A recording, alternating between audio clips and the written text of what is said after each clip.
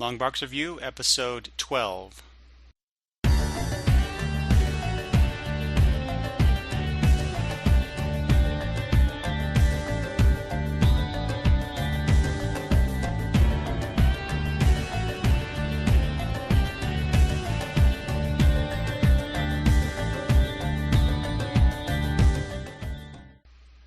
Hi, this is Eric from Longbox Review at longboxreview.wordpress.com. Today I'm going to look at the October previews catalog. Usually I take a look at these and post them to the blog, but I decided to do this on the podcast and see how it goes. So let's get right to it. First off, we'll start with Dark Horse. There's a new comic called The Strain from Guillermo del Toro and Chuck Hogan. Something about vampire novels to comics. If you like Guillermo, gosh, that's a hard word for me to say for some reason. Del Toro, and this Chuck Hogan person whom I'm not familiar with. It's an interesting cover though, with the vampires here. They kind of remind me of the creatures from that Will Smith movie. Oh gosh, what is that? You know what I'm talking about. Anyway, the first issue says of 11 is only $1 to try it out. I'm not interested in this, but maybe some people will be. Next is Angel and Faith number 5. I'm getting this right now. It's got Harmony is back. I don't know about how I feel about that. I think Harmony was a very overused character in the Buffy season 8 comic, and here she is back in the Angel series. So we'll see how it goes. Anyway, I'm liking. I've read issue up to issue 2 now. I'm liking it so far, but we'll see how it goes. And of course, next to Angel and Faith, number 5, we have Buffy the Vampire Slayer season 9, number 4. It says it's a first arc finale. I don't know what's the deal with 4 issues being an arc. I don't know. There's nothing wrong with that, of course. I guess I like longer form stories, but I understand the necessity of having shorter runs, I guess. And it's something that happens all the time in the Buffy series for season 8 anyway. I should be used to it, in other words.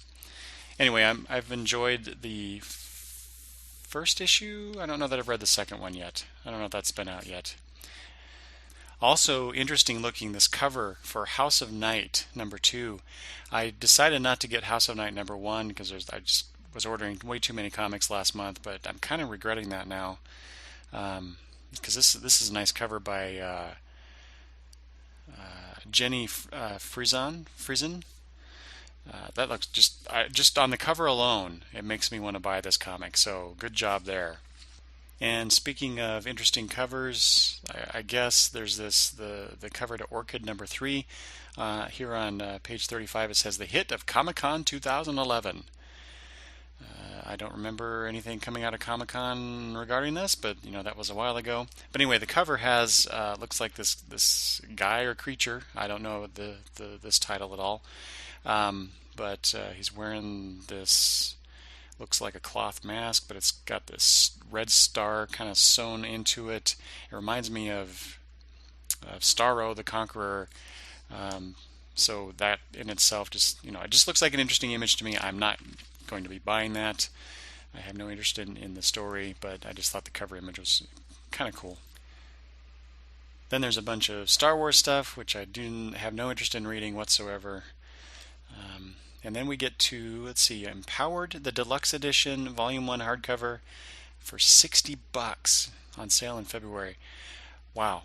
I've noticed this title over the however long it's been out. I want to say years, but it must be because there's the hardcover has 712 pages. So anyway, I remember when this title was first solicited and it looked like a somewhat interesting read, but I never got into it. But I guess if you want to try that out, here it is.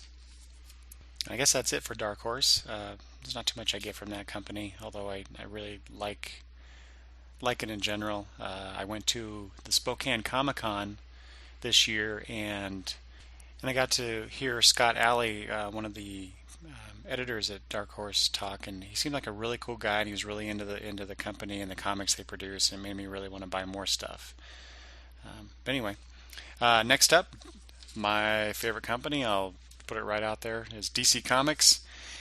And I think it's kind of cool. The first two pages feature Aquaman prominently in the cover images. This is for Justice League number 4 and Aquaman number 4. And with the Brightest Day series, where Jeff Johns just made Aquaman just really cool to me. It's kind of cool to see him here featured as prominently. I'm hoping that his appearance in Justice League continues that trend. We'll see how it goes. Usually, though, in the DC solicitations and previews, I flipped through the pages just to take a look at the cover images, see if there's anything interesting that I should be maybe getting that I'm not. But I tend not to read the solicitations because I don't want anything spoiled for me. However, this is month number 4 being solicited of the new 52, and I typically, for the stuff I order online so that I can afford to buy more comics, even with the discount I get at my comic book shop, that's just not enough of a discount to be able to read as many of the new 52 that I wanted to. So I ordered some stuff online to help with that. But that meant that I had ordered up to issue number 3 on all those titles before I even actually read anything. So here is to me, it's the go no go point. So I decided to go ahead and read the solicitations so I could decide on some of those titles that are on the fence, such as the Firestorm, the Nuclear Men, the Savage Hawkman, which is issue number 4 is the conclusion to the first arc. Again, a 4-issue arc. I don't know what they're doing with that. I was not very impressed. If you listen to one of the new 52 from DC episodes that me and Travis did, I was not very impressed with the Savage Hawkman number 1, but since I've already ordered 3 and number 4 is the conclusion, I'll probably get that just to have the whole arc. So really that's what I'm looking for in these solicitations, to decide for the ones that are kind of iffy for me, if I should go ahead and get the 4th issue, and really beyond that. Oh, here's a good one. Batman Incorporated Leviathan Strikes, a one-shot special, 80 pages, $6.99 for that. So I guess this is the kind of like the cap on the whole Batman Incorporated series that they ended before the 52 started. I know Batman Incorporated is coming back, but it was kind of the whole plot line was left dangling a little bit. So I think this is Grant Morrison's way of ending it to a certain degree, so that at least we readers feel perhaps a little more satisfied with what's going on. I find interesting the cover image has Batman on it, of course, but it's got the logo that he had before the new 52 started. So I'm kind of wondering about that. I would think that they would want to keep things consistent in the various titles, but then again, maybe this cover image may have been produced before the 52 got started, so maybe we'll see something different along the way when it's published.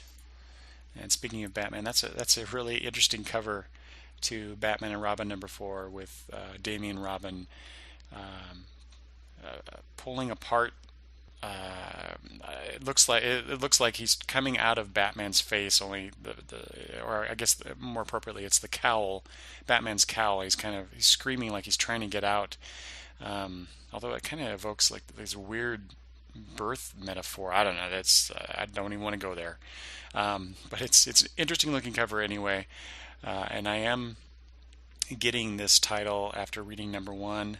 I decided that I'm going to continue with that title, so this is a no-brainer buy for me. So we'll see how it goes. Speaking of interesting covers, we got Birds of Prey number 4, that features Batgirl prominently in the center there. So I wasn't so sure of this title, but with Batgirl on there, I could be persuaded to buy this issue and see if I want to continue with the series. And speaking of Batgirl, that's yet again another cool cover image for Batgirl number 4 by Adam Hughes. Of course, I mean it's Adam Hughes, so I really like his cover work. His use of areas of color. I don't know. I'm not an artist, so these terms I don't know the specific terms. But I like his use of contrasting elements, I guess is a better way to put it, of his covers. So looks pretty cool. I can't wait to read that. And next to it is Red Hood and the Outlaws number 4. When did the Gremlin boy, it's been so long. I can't remember. I couldn't remember the Will Smith movie, and now I can't remember what the name of the Gremlin from the Gremlins movie was. When did he get all big and show up in a DC comic? Because that's what it looks like to me. This is another one. Because this issue features Starfire with this gremlin-looking alien, I might be persuaded to buy that one as well. Oh, and then we get Nightwing number 4 on the next page, and we've got looks like 2 Nightwings there battling each other, and then Batgirl's in the background. I can't wait for that one. That'll be interesting to see. Hopefully, anyway. There's another good-looking cover for Justice League Dark number 4. God, I hate that title name. But anyway, so the cover's by Ryan Sook, and just the picture of the woman that Deadman's holding, uh, just done very well. It looks almost maybe there's a photo reference stuff going on, but it just looks really cool. Oh, and I just noticed Thunder Agents number 2. This is on page 103. I am getting this mini-series, the 6-issue series. I just noticed that the cover was by Fraser Irving, and man, I love his stuff. So I'm glad I'm getting this now. It's too bad he's not doing the interior art. It's done by Wes Craig and Jerry Ordway. And I'm not such a big fan of Ordway's work any longer. I used to like his stuff, but not so much anymore. I'm not familiar with Wes Craig, so we'll see how it goes. I'm not picking this up, but some people may be interested in this. This is the 4-issue series, The Ray, written by Justin Gray and Jimmy Palmiotti, art by Jamal Igle and Rich Perrotta, cover by Jamal Igle. I mean, with the people attached, it should be pretty good, but I don't know. I just read the Ray miniseries from the '90s, and man, that's a title that I've always wanted to read it for some reason. I remember the original series being on the comic shelves, and I never picked it up. But man, those covers look cool, and I was looking for something new to read, but for some reason I didn't pick it up. Maybe I just couldn't afford it or whatever, or I couldn't find issue number 1. I don't remember any longer, but I didn't pick it up, but I finally found the entire series not too long ago, and I just read it in the last month, and wow, that was kind of a stinker. So I'm glad I didn't pay full price for it then. It's just a big disappointment. So anyway, we get this new reincarnation of the Ray. I guess I'm just soured on that character, and that's not really fair, is it? I mean, that was something done a long time ago, and I'm prejudging this one based on this old series. But I only have so much money and so many dollars to spend on comics, and this just doesn't look that interesting to me. So this may be the first month that I do not get a DC Comics Presents selection, although the Batman The Secret City, just based on the cover alone with Batgirl in it, is somewhat enticing to me. We also have the Batman Return of Bruce Wayne trade. I just picked those up very cheaply, so I won't be getting the trade, although I was planning on it until I found all those issues really cheap. So I think my local comic shop, the second location where it was selling variant edition extra copies that they had for $1 a piece, so I picked up most of the Return of Bruce Wayne copies there, so I don't have to read the trade now. But if you wanted to, all in one sitting in a nice collected edition, there you go. Speaking of a good collected edition, we have the DC Universe by Alan Moore hardcover, featuring stuff that pretty much all comic readers have read, like The Killing Joke, bunch of other stuff, but there's a lot of stuff in here that I've never read. So, wow. Ooh, including Voodoo number 1 through 4. Alan Moore wrote Voodoo? Had no idea. So, I might be enticed to get that when it comes out in trade, because hardcover, I don't think so. $40 for that? Nah, even at a discount, I don't think it's worth that much. However, I might pick this trade up. It's $30. Seven Soldiers of Victory Volume 1 trade. I actually read the Seven Soldiers of Victory series. I borrowed them from Travis a long time ago. He let me read his copies. But here we get again. Looks like the entire. Well, I'm sorry. It says Volume 1, but we have said it contains Seven Soldiers of Victory 0, The Guardian 1 through 4, Clarion 1 through 3, Zatanna 1 through 3, and The Shining Knight 1 through 3. I suppose I should go check on the web if that's the entire run of it or not, but I'm too lazy, so there you go. You can get that. I may get that myself just because I enjoyed it so much, even though I've already read it. And now in the DC Kids line, I've been picking up issues of Tiny Titans here and there. Last month I pre-ordered Batman the Brave and the Bold because it featured all of the various Robins in it. This month, the all-new Batman Brave and the Bold number 14, this is on page 126, features, and I can't believe this, it's got Ragman in it. So I have to get that. I'm a huge Ragman fan. And also there's the Young Justice Volume 1 trade. So I might get that too because I really love that animated series, and I'm kind of mad at myself for not picking up the monthly series based on that. Oh, here's a good one. This is a series that many people have been clamoring for a very long time. I remember being at Emerald City Comic-Con last couple of years, and I think every year I heard someone ask whoever the DC reps that were there ask about this getting this collection out in a trade format. This is Flex Mentallo, Man of Muscle Mystery, Deluxe Edition hardcover. This is for it's 112 pages, only $22.99. That's kind of an odd price for something. Why wouldn't they just do $24.99 or something? Anyway, there you go. You can get that. I will be picking that up when it comes out in trade form. And that concludes DC. On to IDW. IDW is a company I don't really buy a whole lot from. I don't care for licensed property stuff, even though I buy Angel and Buffy from Dark Horse. I am getting the Star Trek ongoing from IDW.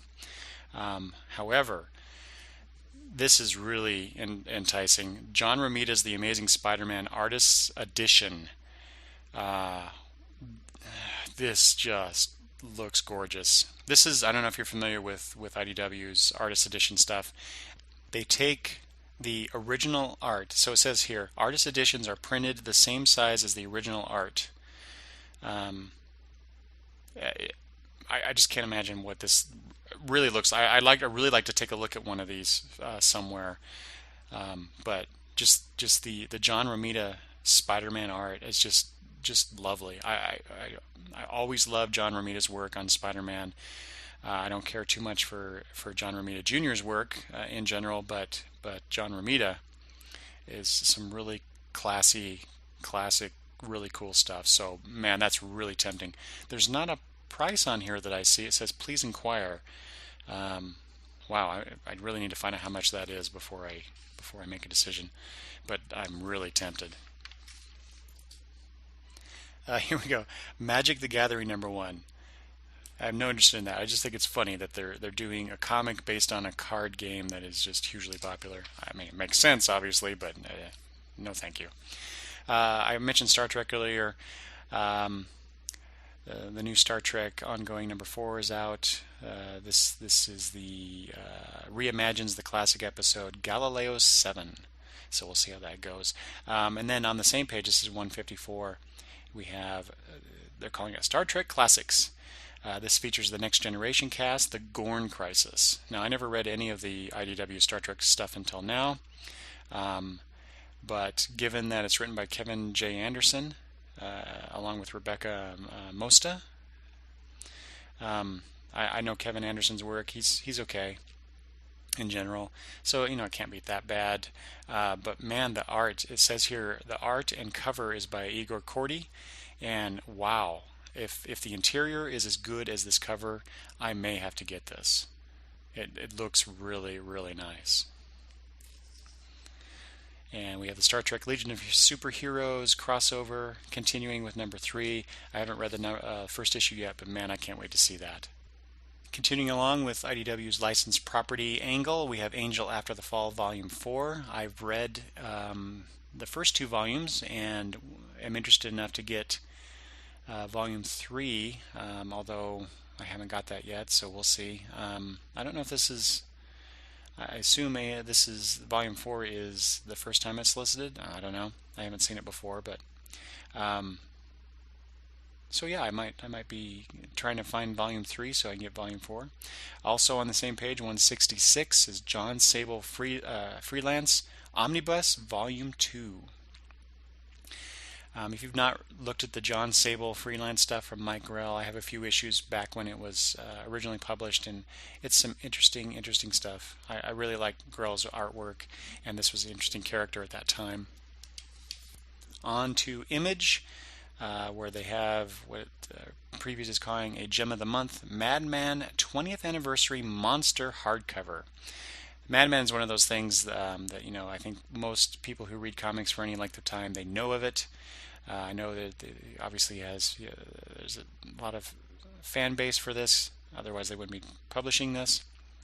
But I've never read anything with Madman in it, except for a few things, little pieces I've seen over the years, but I've never read a whole comic or a collection or anything. So I'm interested a little bit just because it's a piece of comic history. But here we go. This is a 264 oversized hardcover for $100. So I'm thinking, no, that's just too much money right now. On 178, we have a one-shot, a Jingle Bell Gift Wrapped is a subtitle. One shot by Paul Dini and art and cover by Stephanie Gladden. This is a character of Paul Dini's. Apparently, is I guess well known in certain circles. I didn't really realize that this Jingle Bell character was a huge thing until within the last year anyway. I haven't been all that impressed with Paul Dini's comic work. But I don't. For some reason, this Jingle Bell thing, I'm interested for some reason. I'm not sure why. It might be just because it's Christmas themed. Image is also putting out the Art of Carbon Gray hardcover with art by, and I'm going to murder this name, so I apologize in advance.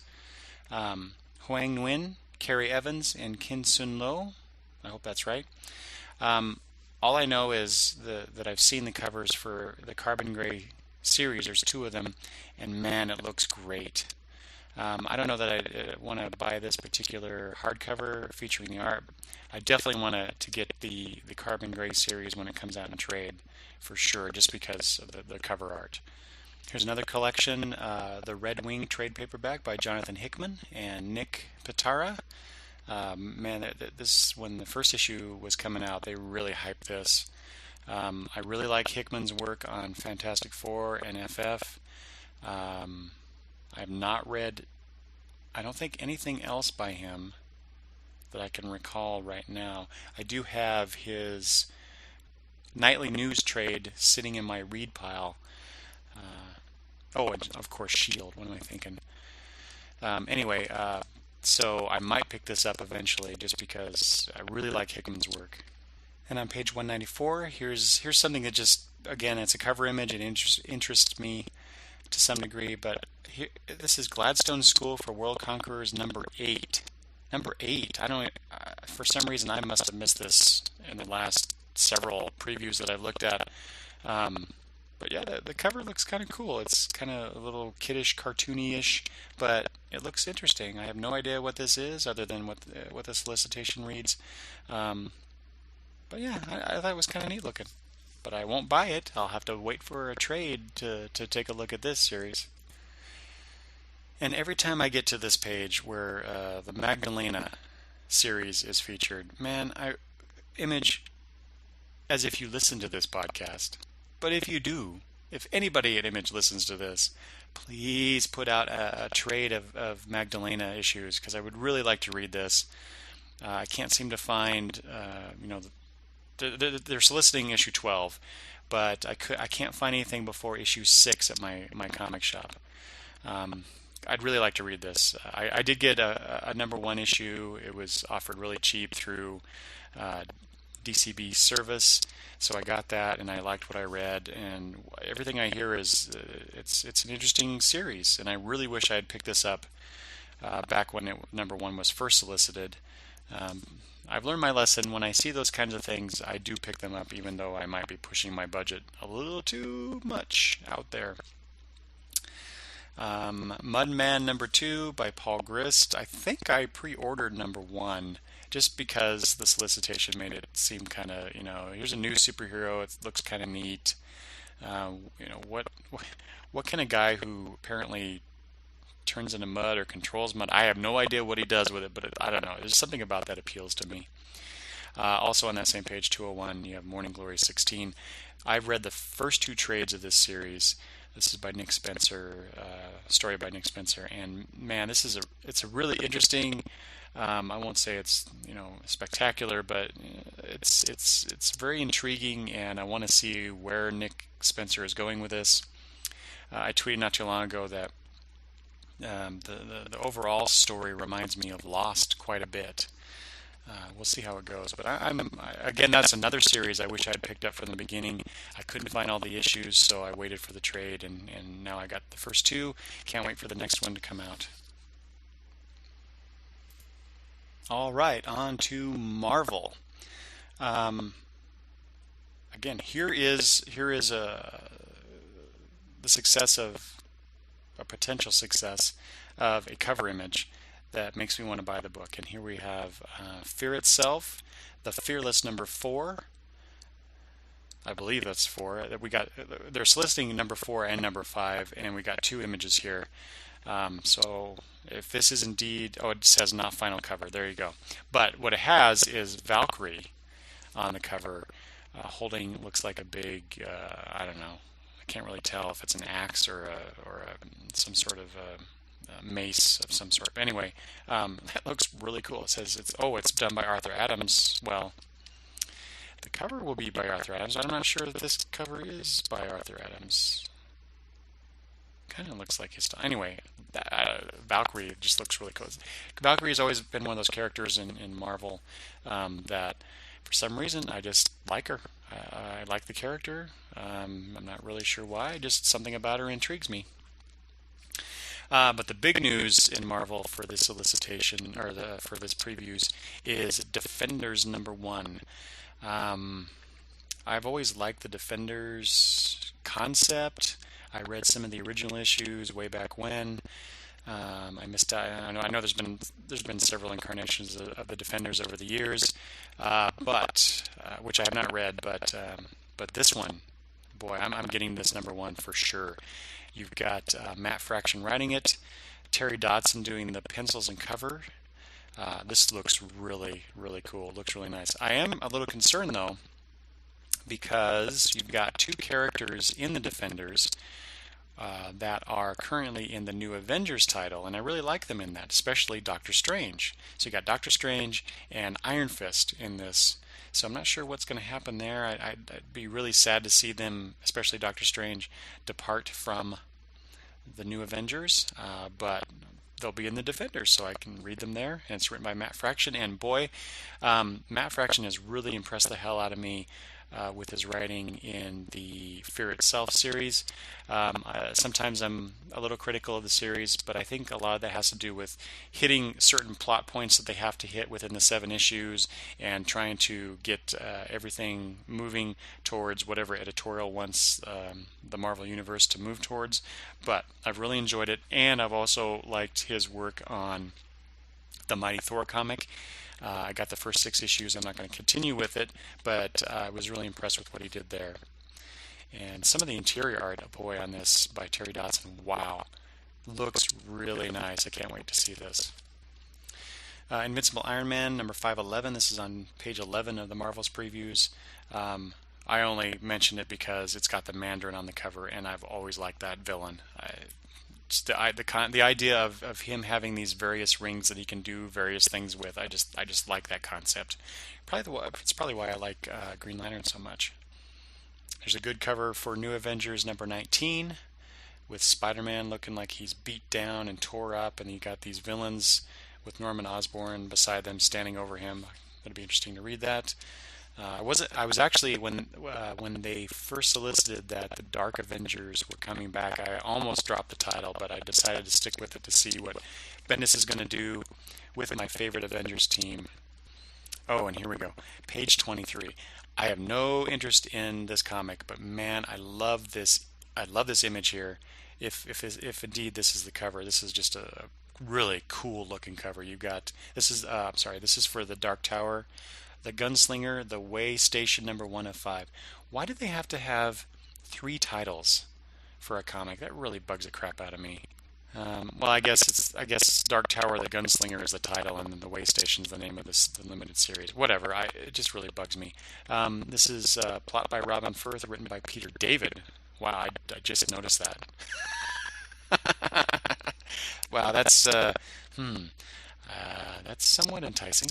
But anyway, the cover image it shows the gunslinger, I presume, in the foreground. He's walking. It looks like it's really either really this dark fog, but I doubt it. It looks more like smoke or it's dust, and there's this setting sun that's right behind him, and so you got this really dark area at the bottom of the image, and as it goes up the page, you got these reds and oranges and yellows. It just looks really cool to me. I just like the image. Getting to the Ultimates line, man, I don't read the Ultimate stuff. I did buy the Ultimate Comics Spider-Man number 1. This is the solicitation for number 5 and 6. But man, the covers they've been showing in the previews just look really cool. I don't know how they're doing it. See, its cover is by, looks like Carrie Andrews. Just looks, I don't know, just it almost looks computer generated. So I'm not sure how Carrie Andrews is doing the work, but it just looks really cool. And then next to that is Ultimate Comics, The Ultimates. Wow, that's just a dumb title, isn't it? Number 5. Again, Carrie Andrews doing the cover, and it looks like, is this the Ultimate Comics version of Spider-Woman? Man, that just looks really cool, and I'm really tempted to maybe buy that, but I probably won't. It's number 5. I don't have the others, so. And again, the cover art is doing its job, because here I see Annihilator's Earthfall number 4 of 5 issues, covered by John. Oh, no wonder I'm so. No wonder I want to buy this.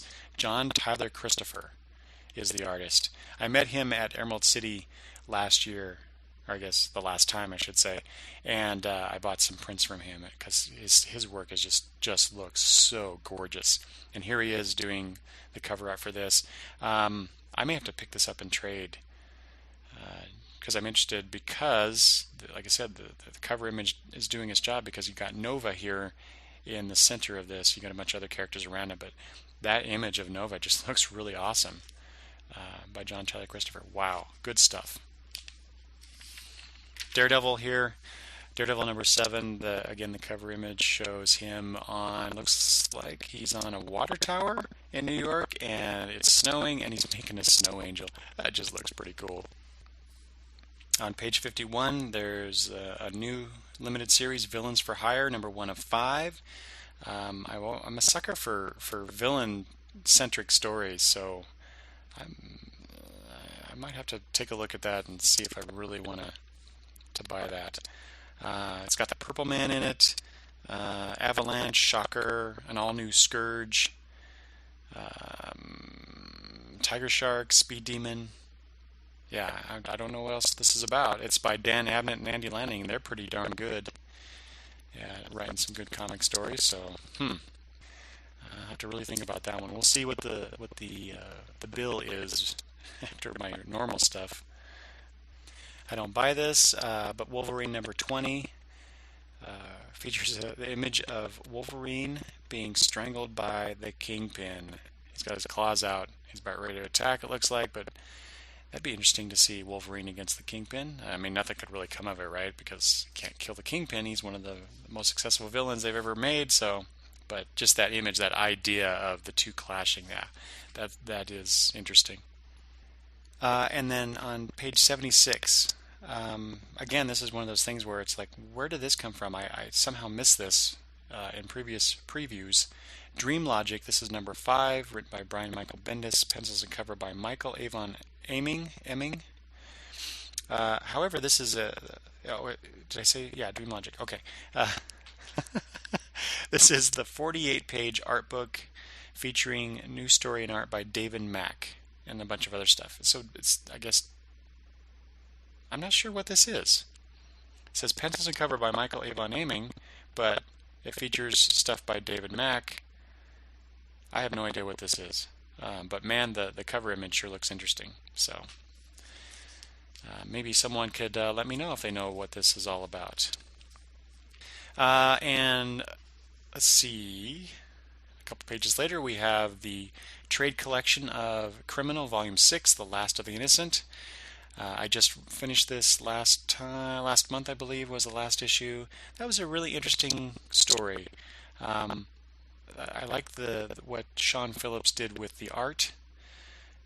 Between the two, he had sort of this Archie-esque, more innocent style of art to depict a certain, or to depict the past of these characters, and then he did his usual criminal style art. So I really like the juxtaposition of those two styles in it. And for all you fanboys out there, here's the Fear Itself premiere hardcover, 240 pages for $34.99. Features issues 1 through 7 and Fear Itself Book of the Skull, whatever that is. I didn't read that. I am reading the main series 1 through 7. I haven't read number 7 yet. I certainly don't need to buy this in trade. It wasn't that good, but hey, if you like that kind of stuff.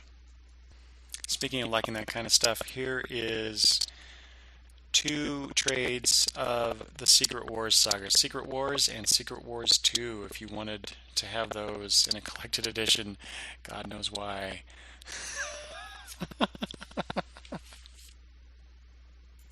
But here's a nice gem. X-Men Days of Future Past trade. It's a new printing. I may have to pick that up. I read the original issues way back when. I think I read my buddy Greg's copies. Enjoyed the story. It's often referred to. It's often talked about among us comic fans as one of the seminal stories of the X-Men. So yeah, that I may have to get that one for sure.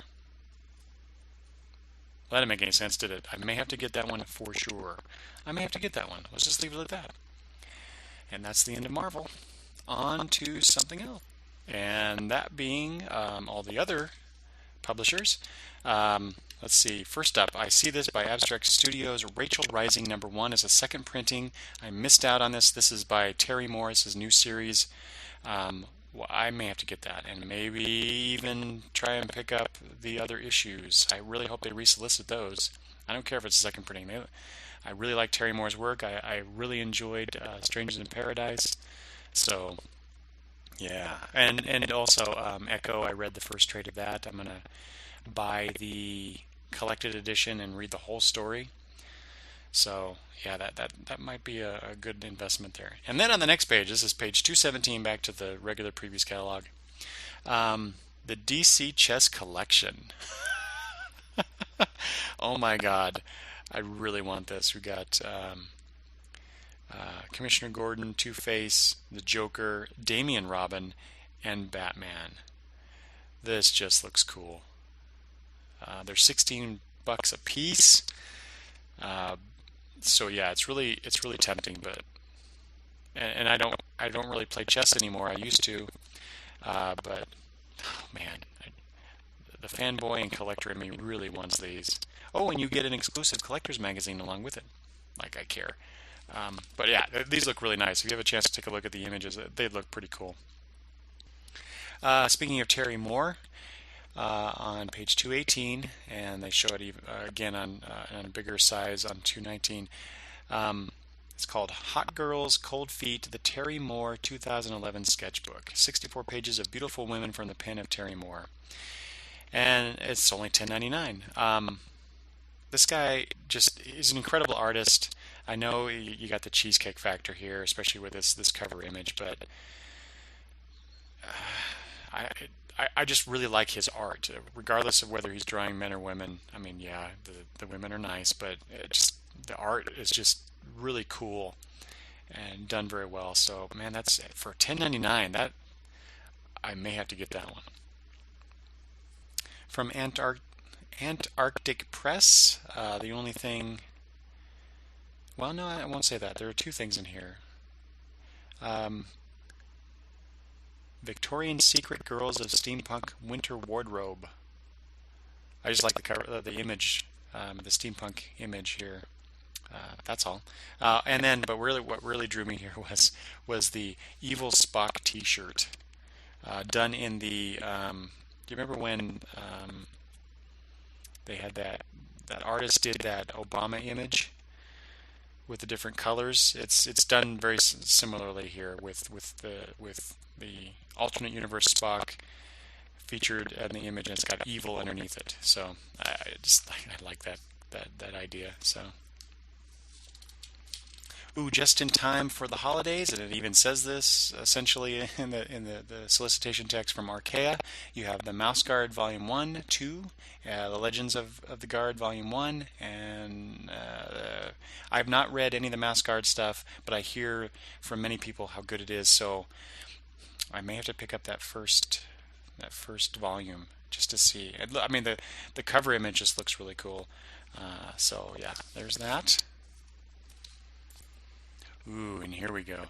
As it says, the hot new series from Aston Comics continues. Lady Mechanica #4 is being solicited, which is kind of a problem for me because I don't recall ever seeing #3 being solicited since I saw #2 being solicited. So I may have missed it. I'm sure I did, but man, I can't wait for that to come out. I want to get #3. Obviously, I got the #0 and #1 collected edition, and I bought #2 off the shelf at the comic shop. I can't wait to get these. I've really enjoyed the first 2 comics I bought. Although I see now that the solicitation for #4, it's being called a limited series, and I don't know why I thought it was an ongoing, but here it is in black and white, limited series. Although it doesn't say how many issues it's supposed to be. It'd be nice to know that, but I'll be getting that for sure. From Blue Water Productions, this is page 245. They continue their Fame series. I just saw this too. I was looking at one and I looked at the other, and I see Betty White is one of them. That's the one I just saw, but they have Britney Spears, and it's called the Graphic Novel Edition. And the cover image barely looks like her, and oh my god, the anatomy is just way wrong. But anyway, my daughter was a huge, it's a little secret, is a huge Britney Spears fan. So I may have to buy that for her, just as a joke. I have no interest in those comics, but man, it's really fun to see who they're going to do next. And just when I think I'm out, they pull me back in. We've got Boom Studios doing an Irredeemable and Incorruptible crossover with issue 32 and 25 respectively. I got both of those series when they first came out. After about 25 issues of Irredeemable, I dropped it because I just didn't see... It wasn't interesting me any longer, as it had at the beginning. Incorruptible, I think I got, I don't know, maybe a half dozen or just a few more issues of that before I dropped it. Really cool premises. Really cool premise for each one of those titles. It just went on too long. But I'm really interested to see what this crossover will be. I mean, it's going to be a lot of fight scenes, I'm sure, but I'm still interested to see. It's a 4-part series between the two, so I'll get those. From Dynamite Entertainment, this is on page 265. They're really promoting the hell out of this new series called Lord of the Jungle. Written by Arvid Nelson, art by Roberto Castro, covers by Alex Ross, and some other folks. The first issue, 32 pages, $1. Wow, for that price, I might just go ahead and get that. Although I have no interest in jungle stuff.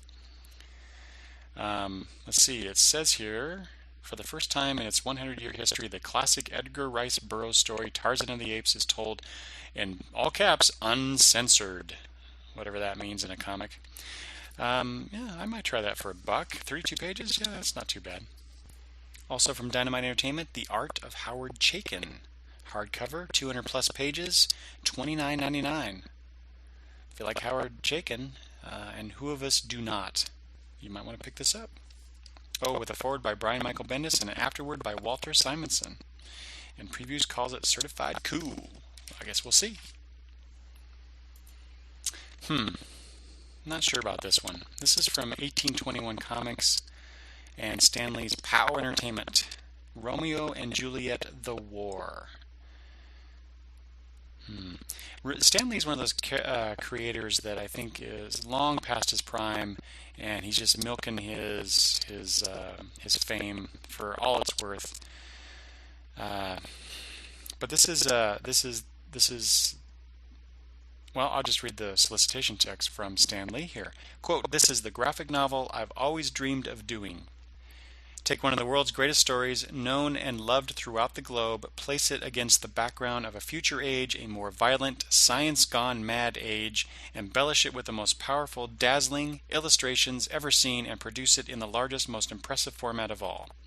Romeo and Juliet, The War. It's the crowning achievement in this, the age of the graphic novel."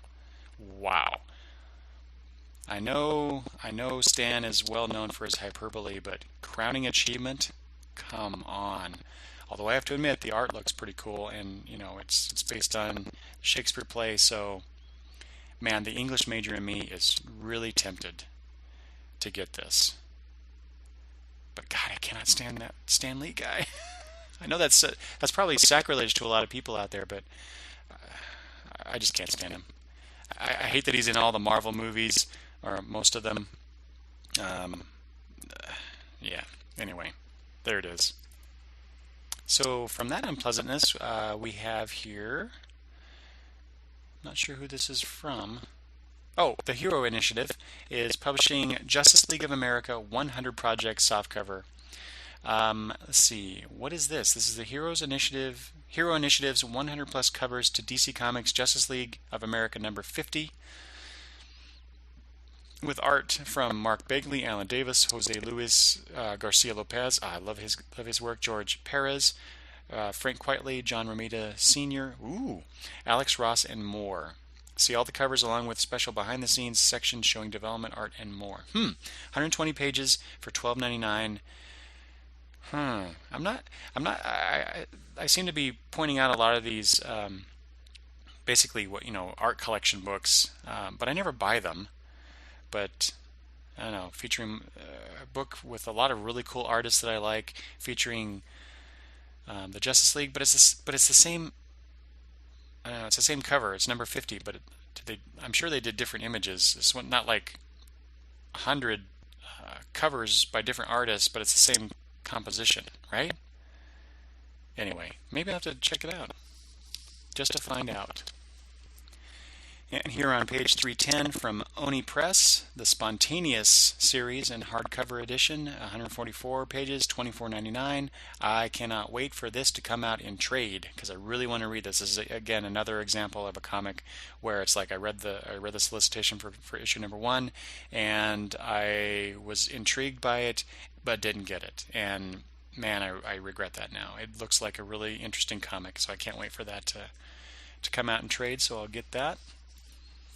And then we have, this is by Pantheon Books, MetaMouse by Art Spiegelman. So it says here, looks inside his modern classic mouse. Why the Holocaust? Why mice? Why comics? An essential work about the creative process. Containing a bonus DVD, apparently. Digitized copy of the complete mouse. In-depth archive of audio interviews with his father, photos, notebooks, etc., etc., etc. Boy, if you're a fan of Mouse, this probably is a must-have. Wow. And if you haven't read Mouse, you should. Everybody, every comic lover should read Mouse. Enough said. Let's see. Earlier I said something about, who was I complaining about? Oh yeah, Image doing putting out a trade of Magdalena. Please, please, please do that.